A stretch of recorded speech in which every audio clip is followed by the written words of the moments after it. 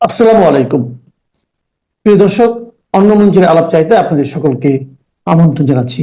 কয়েকদিন ধরে বাংলাদেশ ও ভারত দু দেশের সোশ্যাল মিডিয়াতে খুব জোর চর্চা চলেছে নয়াদিল্লির পার্লামেন্ট হাউসে সরকারের ডাকা সর্বদল বৈঠক নিয়ে।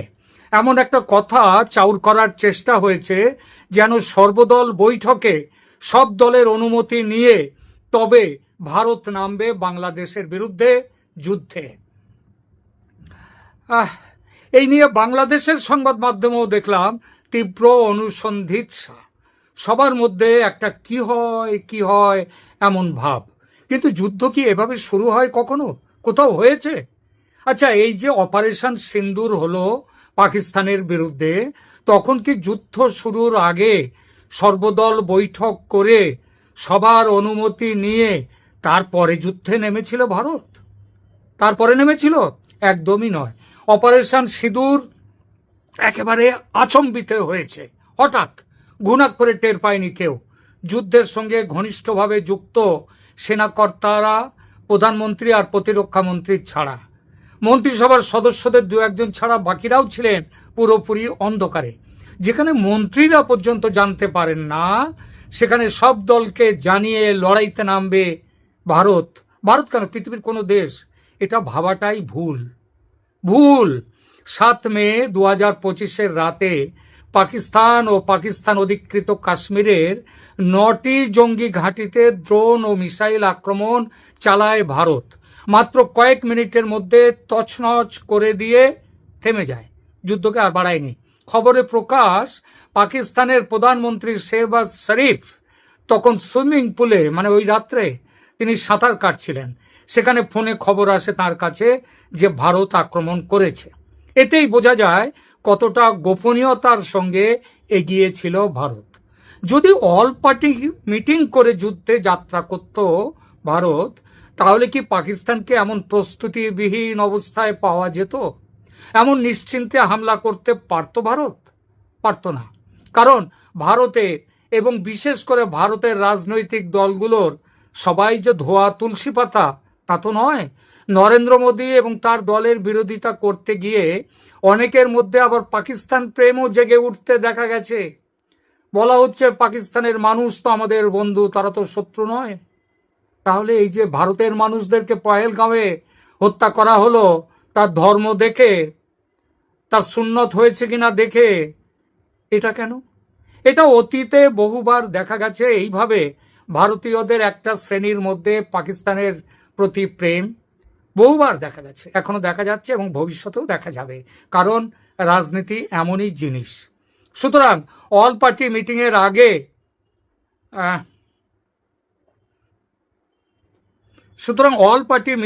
আগে ভাগে সব বলে দিলে সেটা শত্রুর কাছে পৌঁছতে একদমই দেরি হবে না। শত্রু সতর্ক হয়ে যাবে। সুতরাং অল পার্টি তাই ঢাকঢোল পিটিয়ে সবাইকে সব জানিয়ে যুদ্ধে নামে না কেউ। তবে হ্যাঁ, অপারেশনের পর সব দলকে জানানো এটা সরকারের কর্তব্য। এটা গণতন্ত্রের শর্তও বটে।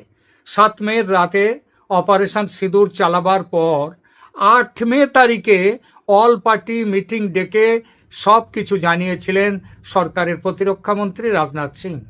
এরপর পাকিস্তান পাল্টা আক্রমণ করলে ভারত তার জবাবও দেয়, এবং সেজন্য কোনো সর্বদল বৈঠকের দরকারও পড়েনি। গত সোমবার থেকে ভারতীয় পার্লামেন্টের বাদল অধিবেশন শুরু হয়েছে। যুদ্ধের বিষয়ে যার যা বক্তব্য আছে সেটা পার্লামেন্টে আলোচিত হবে, এটাই নিয়ম। আরে বাদল অধিবেশন কেন?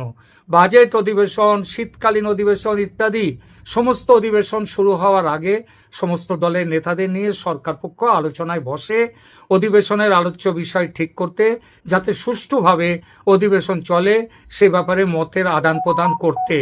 এটা সাধারণ রেওয়াজ। এবারও সেই একই কারণে সরকার গত রবিবার ডেকেছিল সর্বদল বৈঠক। সেই বৈঠকে পার্লামেন্টের আগামী অধিবেশনে বিরোধীরা কোন কোন বিষয়ে আলোচনা করতে চায়, সরকার সে আলোচনা করতে দেবে কিনা, বা সরকার সেই আলোচনা চাইছে কিনা, চাইলে কতটা চাইছে ইত্যাদি বিষয়ে মতের আদান প্রদান হয়, এবং সেটা হয়েছে।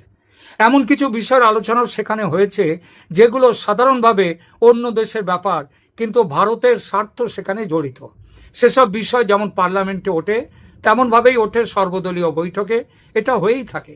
যেমন ইতিপূর্বে চীন ভারতের জমি দখল করেছে, এই নিয়ে কংগ্রেস বহুবার সরব হয়েছে পার্লামেন্টে। একই সঙ্গে এই আলোচনা হয়েছে প্রাক অধিবেশন যে সর্বদলীয় বৈঠক হয় সেখানেও। বাংলাদেশে, তারপর বাংলাদেশের কথাটা ধরুন, বাংলাদেশে হিন্দুদের ওপর আক্রমণ, জঙ্গিবাদের উত্থান, এসব নিয়েও আলোচনা হয়েছে ভারতের সংসদে। বলা হয়েছে বাংলাদেশে হিন্দুদের উপর অত্যাচার করা হচ্ছে, হিন্দু মন্দির ভাঙা হচ্ছে, এর জন্য বাংলাদেশের সাথে সরকারের সাথে যোগাযোগ করতে, তাদের কাছ থেকে তা বন্ধ করার জন্য বলতে। এসবগুলো হয়। সর্বদলীয় বৈঠকেও সদস্যরা এইসব নিয়ে সরকারকে উপযুক্ত ব্যবস্থা নিতে বলেছে। এর আগেও সরকার সায় দিয়েছে সদস্যদের উদ্বেগে, বলেছে যে ভারত সরকার সবকিছু নজরে রেখেছে এবং যথাসময়ে প্রয়োজনীয় ব্যবস্থাও নেবে। এই ব্যবস্থা নিতে হয় আন্তর্জাতিক নিয়ম কানুনকে মাথায় রেখে।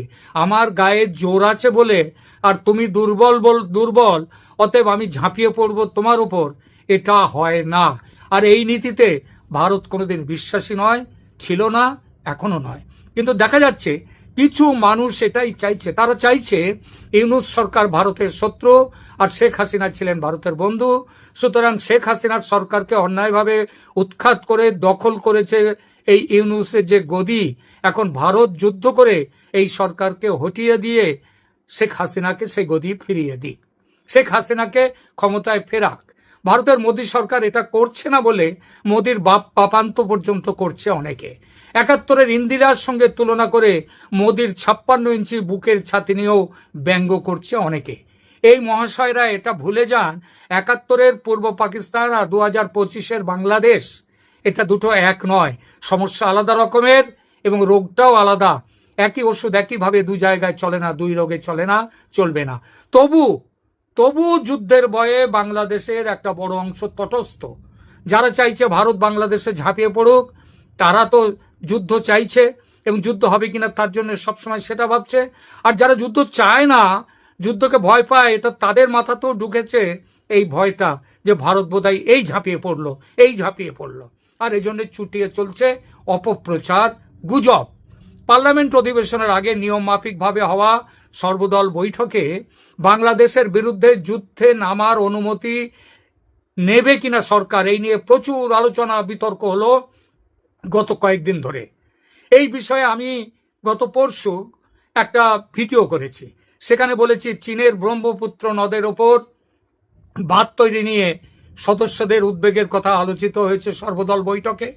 একই সঙ্গে বলেছি বাংলাদেশের চলমান উত্তেজনাকর পরিস্থিতির কারণে সংখ্যালঘুদের ওপর অত্যাচার নিয়ে সদস্যদের উদ্বেগের কথাও সেই বৈঠকে ওঠে এবং এই বিষয়ে সরকার কি করতে চায় সেটা নিয়ে সরকারের বক্তব্য জানার দাবিও ওঠে।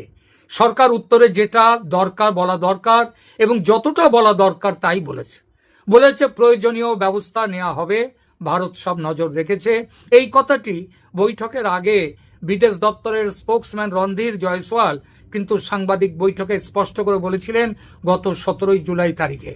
সর্বদলীয় বৈঠকে তার বেশি একটি শব্দ বলেনি সরকার। কিন্তু এইটুকুতে অনেক গুজববাজের মন ভরে না। তাদের কেউ খবরের কাগজে রিপোর্ট পড়ে প্রমাণ করতে চান যে কাগজে যখন কিছু লেখেনি বাংলাদেশে সেই আলোচনায় উঠেছিল কিনা, তখন বাংলাদেশ নিয়ে সেদিন কোনো কথাই নাকি হয়নি। সেদিন কথা না হওয়ার আরো কারণ নাকি আছে। কারণটা হলো বাংলাদেশ প্রসঙ্গটা খুব বড় তো, আর অনেক সময় লাগবে আলোচনা করতে। তাই ওই বিষয়টা নিয়ে রোববারের পর সোমবার আবার নাকি হবে সর্বদল বৈঠক। সে সোমবার চলে গেছে। বৈঠক হওয়ার কথা ছিল 10:30টায়। সেখানে বাংলাদেশের বিরুদ্ধে কবে যুদ্ধ হবে, কিভাবে যুদ্ধ হবে সেসব নাকি জানিয়ে দেওয়ার কথা ছিল, আর সেসব নাকি জানিয়ে দেওয়াও হয়েছে। সাংবাদিকরা জেনেও গেছেন পুরো ডিটেলস, কিন্তু গোপন বিষয়গুলো বাইরে প্রকাশ করছেন না। আচ্ছা, সোমবারের তথাকথিত ওই বৈঠকের খবরটা কি আনন্দবাজারে বেরিয়েছে? বেরোলে একটু জানতে পারলে খুশি হব। বাস্তবে কিন্তু আনন্দবাজার নয়, ভারতের যে কোনো জায়গায় যে কোনো খবরের কাগজে, নিউজ পেপারে সোমবার একটি সর্বদলীয় বৈঠক হয়েছে এবং সেই বৈঠকে ভারত কবে বাংলাদেশে যুদ্ধ করবার জন্য ঝাঁপাবে সেসব খবর আলোচনা হয়েছে। এই খবরটা কোথায় বেরিয়েছে একটু জানতে চাই, একটু দেখতে চাই। দেখুন প্রিয় দর্শক,